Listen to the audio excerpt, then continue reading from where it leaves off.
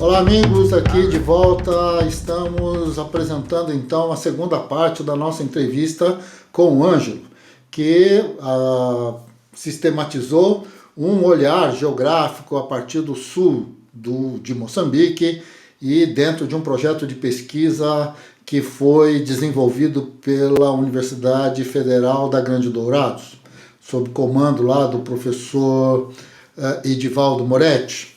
E aí, bom, isto aí vocês já devem ter visto o primeiro pedaço, agora vamos ao segundo, onde o Ângelo então vai nos apresentar o próprio artigo, vai nos dizer então como que ele fez, o sentido das imagens que ele trabalhou, o como que tudo isso andou, e eu tenho certeza vocês vão adorar. Um abraço, fiquem aí com o Ângelo e com as suas leituras sobre o sul de Moçambique. Até mais. Texto agora, né? Quando eu li o teu texto, me deu, e agora você falando, acho que eu entendi o circuito, né? Entendi o percurso, vamos dizer assim. Porque no final das contas, o teu texto ele tem ele inicia, na verdade, tentando localizar o Moçambique no mapa mundi, não é? E depois a própria Maputo e tal.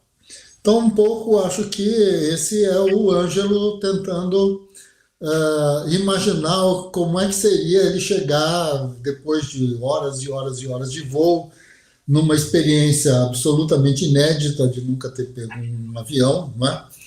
E ir para outro continente, deixar de lado o Atlântico e chegar lá na costa do Índico e, bom, outra civilização, outras condições, outras questões. Então, assim, acho que o teu texto faz um pouco esse percurso, né? Assim, o percurso do viajante, não é? Você é o viajante, você é o sujeito que fala, em todo o texto, você é o sujeito que fala. E de alguma maneira, e quando você diz que é o olhar do geógrafo, eu gosto muito disso, já escrevi muitos textos assim também, porque no fundo é assim, é uma percepção que ao mesmo tempo ela é aparentemente inocente, não é? Mas ela carrega consigo toda uma metodologia, todo um olhar, né? Uma dimensão de olhar o mundo e explicitar o mundo a partir de determinados parâmetros e não simplesmente fazer uma descrição genérica geral sem nenhum sentido, sem nenhuma posição. Acho que de alguma maneira o teu texto ele tem esse percurso, é o teu percurso, não é? Mas não é um percurso qualquer, não é o turista, né? Não é o percurso do turista. Acho que isso é interessante. O outro lado da história, estou contando tudo isso para poder fazer as minhas perguntas, ok? Para você entender o que é que eu estou, onde é que eu gostaria que se aprofundasse um pouco.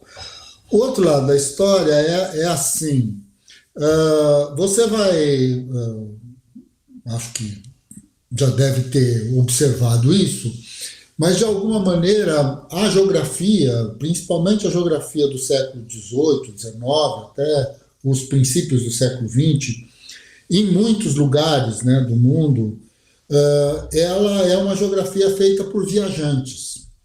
Então, assim, na verdade, são relatos de viagem que, de uma forma mais ou menos sistemática, desde Humboldt, fundamentalmente Humboldt, a ideia de viajar, olhar, e no meio do caos, que é a observação, são os sentidos, né, tentando se apropriar de uma maçaroca imensa de dados, você se vê obrigado, então, a botar uma ordem nesse negócio, né?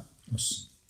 E aí é o que eu acho que é a sua tentativa aqui, né? Vem esses mapas nas diferentes escalas que você foi colocando, foi mostrando, e junto com eles foi chegando então aos dados, alguns dados bastante formais, até parece um pouco mesmo um livro didático de geografia, uma coisa assim, bastante formal, ordenada, passo a passo e tal, e você vai chegando lá em Maputo até que você vai eu estou aqui, eu não sei se você está aí com o artigo, eu estou aqui na página 9 e tem um conjunto de fotografias.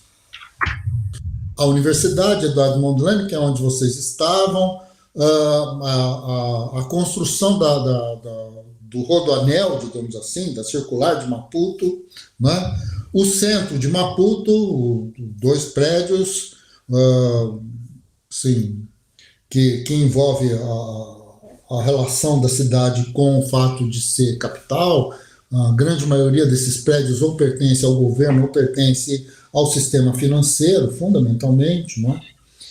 E assim, e você coloca então esses prédios. Aí a minha pergunta para você, assim, olhando para essas fotos, né? Quer dizer, como você viu, né, essa contradição da sociedade, para além dessa perplexidade imediata, puxa vida, né? A situação aqui é terrível e a miséria é terrível, e esse caminhão chamado My Love, onde cada freada que o motorista dá, todo mundo vai se encostando para lá, encostando para cá, e aquela gritaria, aquela coisa, aquele mundo, né? Aquelas mulheres com as crianças nas costas, e, bom, aquele mundo, as capulanas, né? E tudo isso, e você ali olhando, né? E você aí colocou essas 4 fotos. De alguma maneira, o que você viu nisso tudo, né? Quer dizer, o que é que você, para quem nunca foi a Maputo, nunca foi a Moçambique, não conhece, não sabe mais da África do que imaginar que é um país só, né? Assim, não tem muito mais informação além disso. Talvez tenha visto algum filme do Tarzan ou alguma coisa parecida com isso. Então, assim, o que você teria a dizer, né, com relação a essa experiência e as fotos que você colocou aqui? Olha, acho que assim, quando você fala essa questão do que a geografia tem sido feito muito por viajantes, né? Eu lembrei de uma passagem que é a seguinte: no doutorado eu utilizei uma das minhas maiores referências, por exemplo, para entender algumas questões culturais, inclusive de cunho geográfico da Serra da Bodoquena, foi um livro de um fotógrafo que ele fez uma expedição na Serra da Bodoquena, e assim, agora não, porque tem alguns trabalhos acadêmicos importantes lá na região agora, mas era o trabalho mais denso que a gente tinha da Serra da Bodoquena. Então, era de um fotógrafo, que inclusive o livro dele eu nem consegui comprar porque estava esgotado, porque era uma das únicas referências que a gente tinha. E por ser fotógrafo, não tinha nada de desconexo do texto dele. Dava a impressão que tinha sido um geógrafo, tinha escrito um geógrafo, de repente um historiador, tinha muita questão acadêmica. Mas vamos lá. Qual foi o intuito de utilizar essas imagens aqui? Porque foi uma das questões que me chamou muita atenção. O vapor das construções, das grandes construções em Maputo. E isso tem muita relação com esse contraste que eu falei para você agora há pouco. Porque você vê uma cidade, que você sai ali na região da Matola, que é eu não sei como está agora, mas na época tinha muita casa daquele material que eles utilizam, que é um material muito parecido à taboa aqui do Brasil, que você tem, assim, seria uma espécie de favela no Brasil gigantesca, e você passa, por exemplo, por aquele lixão quando você chega de avião, que a primeira coisa que você vê, inclusive tem um poema do Miyakoto que fala daquilo, né? Então você chega, é a primeira coisa que já te impressiona quando você desce no aeroporto. E aí você sai andar pela cidade, na região ali da universidade, na região da Baixa, na região central ali, você tem essas construções monumentais. Você tem essa circular lá, que é o anel de Maputo, que é uma obra, assim, digamos, faraônica. Então você tem essa relação dos contrastes que a gente aponta no texto, que são impressionantes, né? E aí você começa a conversar, porque o geógrafo tem disso, né? A gente sai no lugar, você vê as coisas, você já começa dizer como a minha mãe fala, você muito especula, né? Você já quer saber o que é, quem faz, para que vai ser, né? Então aí a gente começa a conversar e o povo fala, não, aí todo mundo fala, não, isso aí é construtora chinesa, isso aí é construtora chinesa. Aí o povo de lá fala assim, não, os chineses trabalham dia e noite, né? Então você tem muito disso. Essas gruas é muito comum você ver para todo lado na época, né? Não sei como está agora, mas você via muito essas grandes construções, grandes prédios que chama atenção. Aí você pergunta, e é realmente o que você falou, aí você pergunta, não, isso vai ser o banco tal, isso é o prédio do governo. E aí você fala, mas como um governo tem tanto dinheiro para fazer obras faraônicas desse tipo, e algumas questões, a questão de segurança lá é um negócio assim que a gente fica impressionado. Você vê soldados andando de chinelo na rua, o cara tem uma metralhadora cheia de bala, mas o cara tá de chinelo, entendeu? Aquele trânsito louco, os primeiros dias foi até engraçado, a gente ia pra rua, aí a gente estava com um menino da graduação de psicologia, a gente andava, eu brincava muito com o Luan, né? Porque a gente quase era atropelado, porque o sistema de trânsito deles é diferente, é inglês, né? Então, aí, aquela quantidade de carro, gente. Aí eu perguntava para as pessoas, falava, mas por que eu não via bicicleta, né? Aí eu perguntava para as pessoas de lá, mas por que o povo não anda de bicicleta? O povo falava, porque a bicicleta morre, né? Porque é um trânsito muito doido. E aí você sai de táxi, uma coisa que me chamou muita atenção. Outro dia a gente estava de táxi lá, andando e tal, e aí umas pessoas passando na rua, o taxista buzinando, e falava, nossa, o povo tem medo da chuva, mas não tem medo do carro, sabe? Uma coisa assim, então o pedestre está tudo errado. Então, esses contrastes me chamou muita atenção. Isso me chamava atenção a todo momento que você saía e você via uma mazela, e aí ao lado da mazela você tinha um prédio monumental, todo cheio de espelho e tal. Aí você ia para um shopping, chegava um cara com um carrão que era coisa assim, de outro mundo falava, mas quem é esse cara? Todo mundo parava, dava a impressão que ia estender um tapete de vidro. Não, esse aí é o filho do dono do shopping, sabe? Enquanto você tinha pessoas miseráveis do lado de fora. Então, esses contrastes lá me chamou e me faz a reflexão ainda até hoje, né? Que é uma questão muito, muito complexa para a gente entender, porque a gente não que no Brasil não tenha esses contrastes, mas é uma questão muito diferente, porque o contraste é muito mais latente, né? Você tem uma questão muito mais latente. Você tem um bairro que é só de rico. Então, aquele bairro não comporta as pessoas. Se você tem qualquer mazela ali, ela tem que ser tirada, né? Isso tem no Brasil também, com nossos condomínios de luxo, né? Mas quando você vai ver essa questão no Brasil, você pelo menos tem uma inserção do público eu acho que mais evidente, né? No público você não tem esse contraste muito grande. E lá isso me chamou muita atenção. Essas construções, então, o primeiro dia que a gente desceu para a Baixa, que a gente passou por esses grandes prédios, eu fiquei impressionado, sabe? Dava a impressão que a gente estava num outro lugar, totalmente diferente. A gente saiu de um país e foi para um outro país. Então, foi nesse sentido do contraste, né, de evidenciar o contraste desse... E um sistema financeiro que ele é global, né? Ele é global e aí dá a impressão que ele explora ainda mais esses países que estão numa situação mais miserável. Né? Muito bem, Ângelo. Ok. Você me fez lembrar coisas muito semelhantes, né? Experiências semelhantes, né? Que envolve esse tipo de história. Uma delas envolvendo, só contando aqui rapidamente, eu ia todos os dias, né, para a universidade, dar aula na universidade lá, e o motorista de manhã me levando, tem um semáforo ali perto do quartel das Forças Armadas, né, do quartel central das Forças Armadas, que por sinal é perto da Igreja Universal do Reino de Deus, ali um pouquinho mais para frente, e assim, o semáforo estava fechado e ele passou direto no semáforo fechado, assim. Ele era um semáforo de pedestres, né? Bem na frente do quartel, assim, soldados ali e tal, e ele passou direto, ele não se incomodou com aquilo não, e fomos para a universidade. Na volta, o semáforo estava fechado de novo, por coincidência, o semáforo estava fechado de novo, ele passou direto também. Aí eu fiquei pensando, falei, mas será que o semáforo está quebrado? Não é? Assim, imaginei, né? Aí eu perguntei para ele, mas esse semáforo está quebrado? Ele falou, não, está funcionando. Eu falei, e por que você passa no vermelho?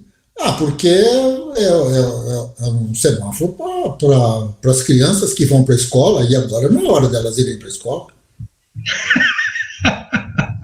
E é interessante, né? Então, assim, todos os ajustes, né, que este modelo, né, de sociedade, que ele vem de um outro projeto completamente diferente do projeto tipicamente europeu ou norte-americano, seja ele que for. Você tem uma sobrecarga imensa de automóveis, uma coisa assim, nenhum deles produzido ali, 99% daqueles automóveis são comprados já usados, principalmente do Japão. O Japão é um grande exportador de carros usados. Uma parte considerável dessas empresas não tem nenhuma loja de venda de peças, de autopeças, de reposição. Então você tem um conjunto ali que se criou, então, todo um esquema, né, um conjunto de oficinas que produzem peças, vamos dizer assim, semelhantes às peças originais para poder fazer com que esses carros continuem funcionando. É toda uma outra economia, né, que é interessante. Eu estava falando com Inês Raimundo, você sabe quem é, professora lá da universidade, e Inês estava me dizendo que uma das questões importantes de tudo isso, eu entendi bem, né, o que ela disse, é que as pessoas, elas não conseguem perceber que tudo aquilo que existe ali é um projeto de sociedade, porque as pessoas, quando elas vêm de fora, elas imaginam que ali não tem projeto nenhum, né? Assim, é como se fosse o puro caos, mas assim, na verdade ali essa contradição é um projeto de sociedade, e isso é interessante de se pensar. Muito bem. Na página seguinte, então, você coloca mais algumas fotos das feiras de artesanato. Uma feira que tem na parte alta da cidade, e depois você colocou a feira da Baixa, né, que tem lá, tem duas feiras aqui diferentes, né, assim, fotos. E assim, é interessante, né, o que eu sei é que vocês andaram trabalhando e conversando diretamente com esses artesãos, né, vocês andaram entrevistando e tal, né. Conta um pouquinho dessa conversa, como é que foi essa história? Então, a gente, vou falar primeiro das fotos, né? Essas fotos, a primeira, da Feira das Flores, é basicamente para evidenciar um pouco o tipo de artesanato, né, que é muito predominante, que são esses tecidos, que tem muito, né, muito, em todas as feiras, e o artesanato com pau preto, que é uma coisa que me chamou muita atenção, com a madeira, que ela é dessa cor, né? Eles só passam uma espécie de um verniz, de um polimento. E a segunda, que é a feira do pau, na Baixa, né? Uhum.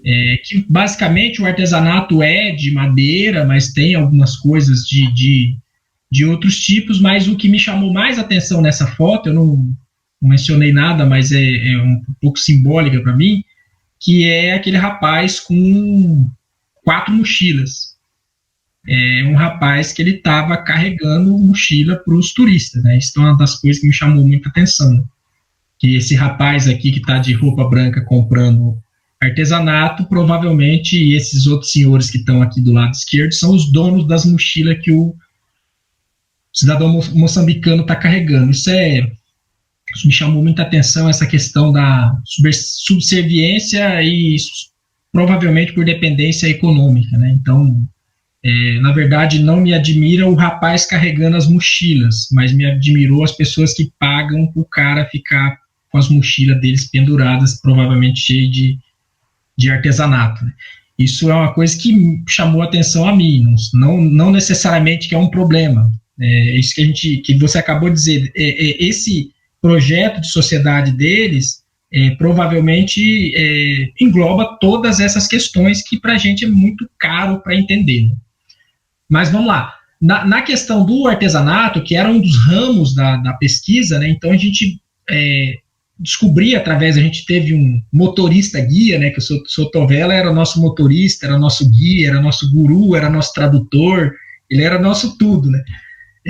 Então, ele nos levava, falava, olha, em tal lugar, ele sabia de alguns pontos e de outros locais, ele ia investigando e descobriu vários locais que se fazia artesanato de barro, que você tem muito artesanato de cerâmica lá, algumas panelas que fazem parte da cultura deles, por exemplo, da criança que nasce, tem que tomar um chá que é feito numa panela de um barro específico, em tantos dias de vida e tudo mais. A gente foi num terreno, uma oficina de artesanato, que na verdade era embaixo de um pé de manga, né?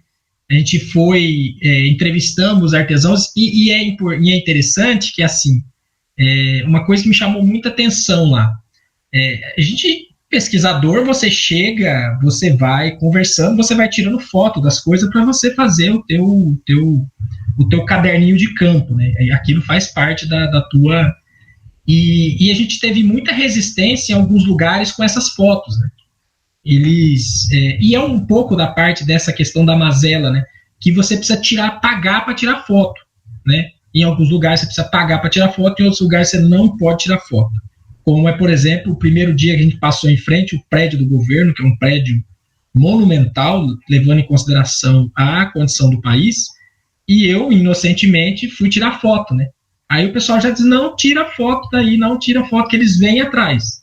Então, assim, numa dessas oficinas de artesanato, a gente foi, e aí, enquanto o Edivaldo e a Silvana faziam a entrevista, eu ficava fazendo foto, e eles já disseram, olha, você vai pagar a foto? Aí foi uma negociação, a gente falou, não, nós vamos comprar as peças de artesanato de vocês, e a gente faz a entrevista para vocês dar a entrevista e a gente fazer as fotos. Aí foi uma negociação que a gente conseguiu. E aí eu acho que tinha um pessoal vendendo sapato, e lá a gente comprou sapato e deu para eles os sapatos para a gente poder fazer a entrevista e tirar as fotos. E aí, durante essas entrevistas, foi um dos artesãos que falava, olha, eu não lembro em termos de moeda, mas eu lembro que, assim, a gente tinha ido na feira, tinha comprado umas máscaras, que eles têm muita máscara lá, de folclore deles, e aí eles estavam fazendo realmente essas máscaras. O valor que eles disseram passar para as pessoas que vendem na feira era um valor, assim, que chegava a ser 20 vezes menor do que o que as pessoas vendem na feira, sabe? Então, aí você fala, mas por que vocês não vão na feira e tal, vender? Porque o ofício deles era fazer as peças na oficina que eles não tinham, que eram outras pessoas. Então, condições, assim, de trabalho extremamente degradantes, o local de trabalho, a forma como eles fazem o trabalho ali, então, mostra um pouco daquilo, e são peças belíssimas, sabe, de artesanato, que são coisas super bonitas, super bem feitas, sabe, mas que não tem o devido valor. Aí a gente foi numa outra feira que fica no distrito de Marraquene, no distrito de... Gente, como é que é o nome? Próximo a Marraquene, antes do rio Icomate, a gente foi numa feira que é uma feira muito legal, que é uma feira, tipo de feira rural, de produtores rurais, sabe? E aí nessa feira se vende de tudo mesmo, sabe? Galinha, porco, verdura, legume e artesanato, é claro. Então, nessa feira, alguns artesãos, a gente conseguiu visualizar que alguns artesãos, principalmente da cerâmica, que fica próximo dessa feira, eles estavam nessa feira, vendendo seus produtos, e aí é um pouco da diferença da localização dessas pessoas, porque essas pessoas vão para a feira. Os que estão lá próximo da cidade de Maputo, eles não eles simplesmente passam para outro atravessador, que passa para outro atravessador, e acaba que isso, o ganho deles acaba ficando uma situação muito miserável, né? Assim, poucos meticais, se não me engano, a máscara eles vendiam por 50 meticais, eles recebiam tipo 5 meticais, 2 meticais, né? É um negócio muito degradante. Mas é um trabalho muito, muito bonito, muito bem feito, né? Deveria ser valorizado. E aí você percebe que falta aquele incentivo governamental, né? Porque isso poderia ser uma identidade do país, esse artesanato rico que eles têm. E aí você pergunta, não, mas não tem nada. Não tem nada de incentivo do governo estatal para fazer nada. Então, eles fazem por conta própria, eles cortam o pé de manga que fica no fundo da casa deles, eles vão esculpir com as ferramentas que muitas vezes eles fazem, porque não tem condições de comprar. Então, é uma realidade muito difícil. Ok. Para a gente ir já para os nossos pontos finais, você publicou aqui no meio do teu trabalho uma fotografia do Palácio de Casamentos, onde você tem um grupo de pessoas, a página é 17, um grupo de pessoas que estão comemorando a saída dos noivos, né, do Palácio do Casamento e tal. Aliás, é muito bonito, né, esse prédio todo branco, cheio de pilastras e tal. Bom, qual foi a intenção sua de colocar no teu artigo justamente essa, vamos dizer assim, essa imagem, né? Uma coisa tão... Bom, não sei se eu poderia chamar isso de folclórico, acho que não, né? Mas assim, até porque são os costumes de um povo, né? E é interessante porque nós estamos falando aqui de um Estado que teve uma experiência dentro do chamado socialismo soviético, no âmbito do socialismo soviético. Então, o casamento, se ele tem algum tipo de religiosidade, a grande festa, na verdade, é uma festa associada aos mecanismos de Estado, porque aí é um cartório de registros e tal, né?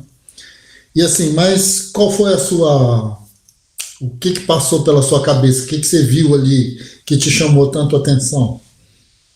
Olha, isso aí foi até engraçado, Douglas. Foi o seguinte, esse dia, porque a gente ficou 30 dias em Maputo, e nos últimos, acho que o Edivaldo e a Silvana, eles ficaram por volta de 20, 25 dias. Eu acho que a última semana, eles vieram para o Brasil, com o pessoal moçambicano, e ficou em Maputo o Luan, Álvaro e eu.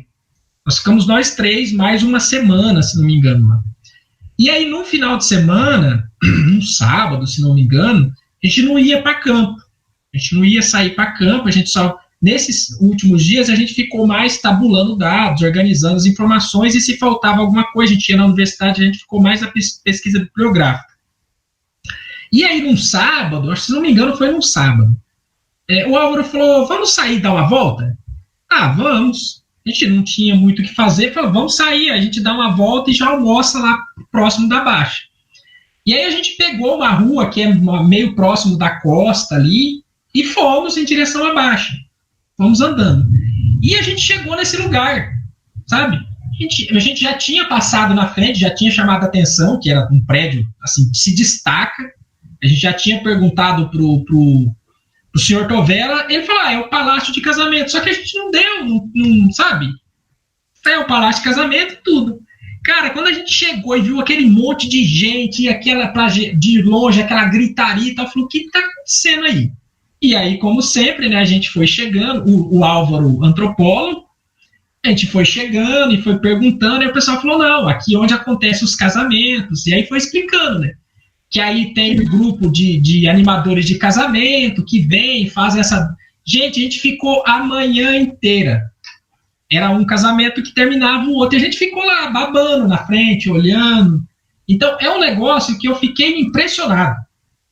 Eu fiquei impressionado porque, assim, as pessoas vão lá, casam, as pessoas dançam e tal, e aí você percebe que é uma alegria que eles transmitem naquele momento que eu fiquei impressionado. E aí você vê, isso que você falou da questão das crenças e tal, você vê que chegava pessoas que eram evangélicos, outras pessoas que você não conseguia identificar se era evangélico, se era cristão, se era das religiões de matriz africana, porque eles vão todos muito bem vestidos e tal. Aí você via que chegava gente que tinha condições, chegava em Camões, alguns inclusive em limusine, desciam os noivos e tal, e outros você percebia que chegava a pé, né?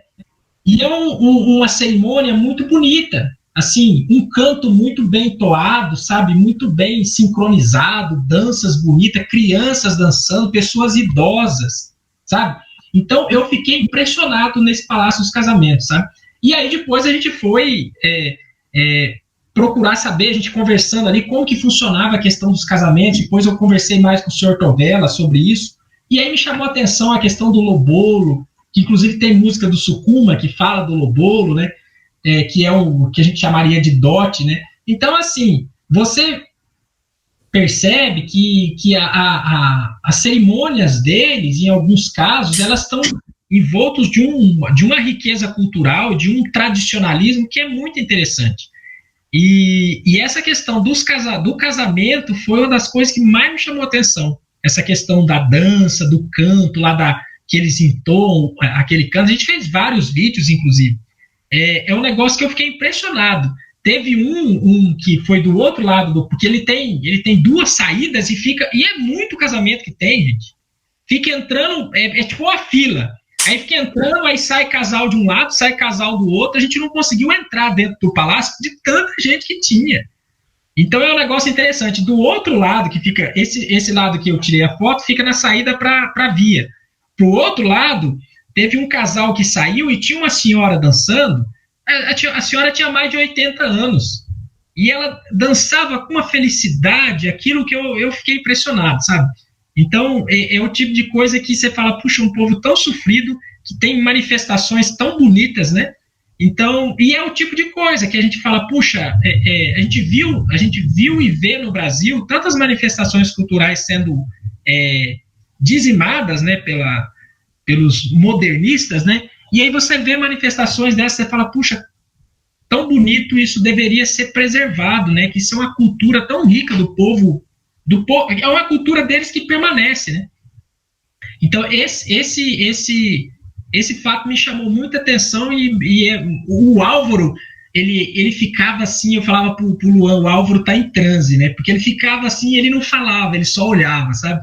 Então é uma cerimônia muito bonita, que quem tiver a oportunidade, quem for a Maputo, eu não sei se nas outras cidades também tem essas manifestações, eu acho que isso devia ser uma atração turística, cara. Isso é muito bonito.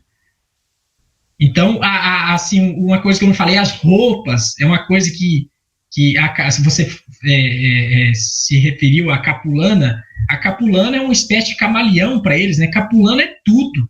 Capulana carrega lenha, carrega neném, carrega roupa, cobre o corpo, vira vestidos lindíssimos, igual essas mulheres estão usando nessa foto, vira terninho. Capulana vira tudo, né?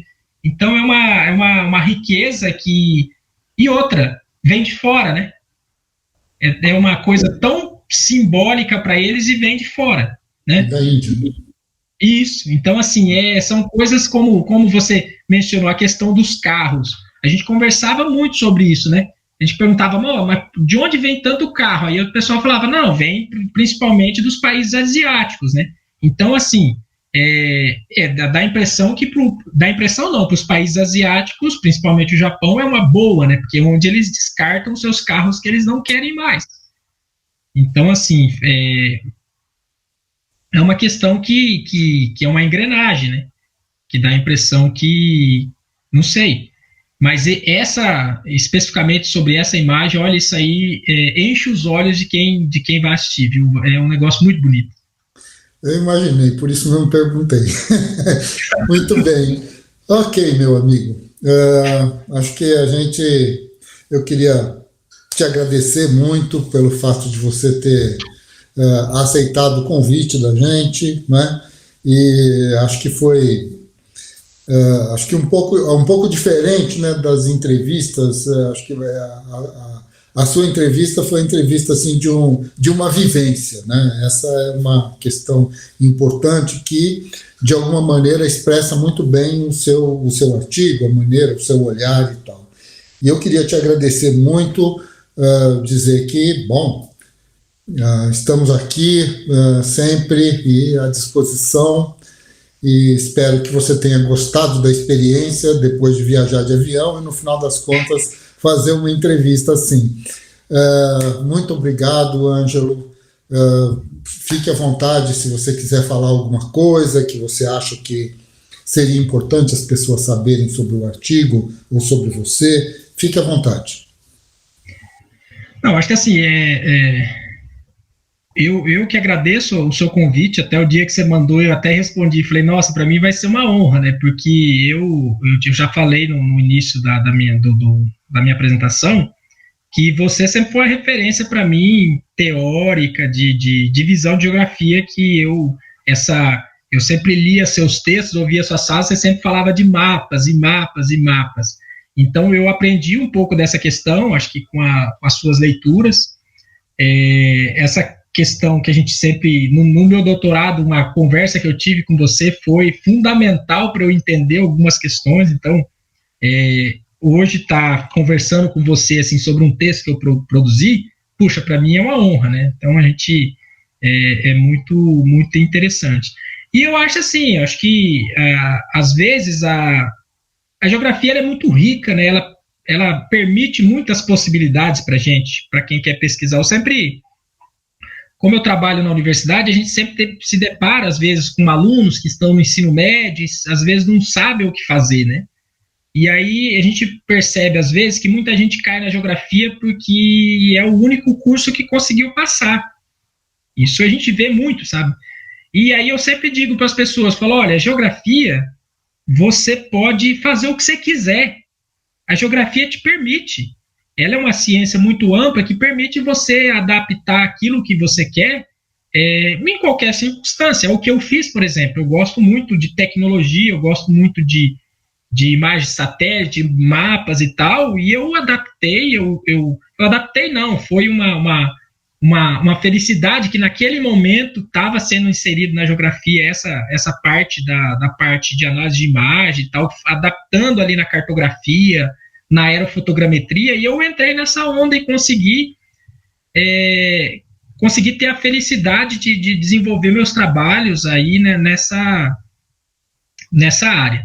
E outra coisa que eu acho que eu busco sempre esse estilo de não me afastar muito da realidade, porque eu acho que você faz um pouco disso também. Eu acho que você faz um pouco disso, não, eu me inspiro um pouco naquilo que você faz, porque a gente percebe que às vezes tem, não só da geografia, mas tem alguns teóricos que eles vivem dá a impressão que uma realidade paralela à realidade vivida pela maior parte da sociedade. E aí, quando você tem uma ciência que não vive a realidade da sociedade, você tem um distanciamento, às vezes, do real objeto, que é o caso que a geografia, como que a gente vai ter distanciamento da sociedade se é aquilo que a gente está ali tentando entender. Então, eu não sou muito teórico, eu sempre digo isso para o Edivaldo, eu busco ser um pouco prático, eu tenho um pouco de dificuldade, às vezes, na questão teórica, porque eu tento sempre meter a vivência no meio, tento meter as minhas experiências de vida e tal, e isso acaba que às vezes complica um pouco a situação quando você precisa ser teórico. Mas é um estilo que a gente vai desenvolvendo, né, e a gente insiste, né, porque não existe nada criado se a gente não insistir naquilo que a gente acredita e tal. Então, para mim foi uma honra, eu acho que falar com você aqui, e pode ter certeza que quando eu tiver algum perrengue geográfico teórico, eu vou pedir ajuda, pode ter certeza disso. Eu agradeço, um abraço. Um abraço para você, na família toda, viu?